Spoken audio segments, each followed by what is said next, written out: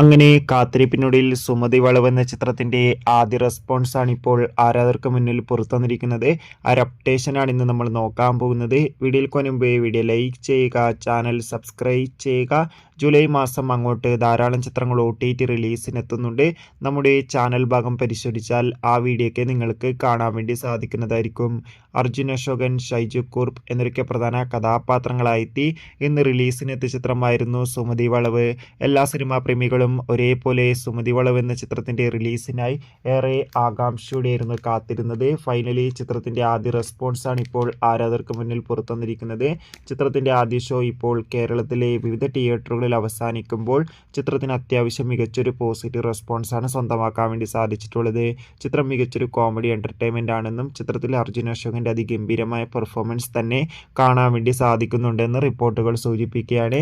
കാത്തിരിക്കാം കൂടുതൽ അപ്ഡേഷൻ അറിയാൻ. ബൈ.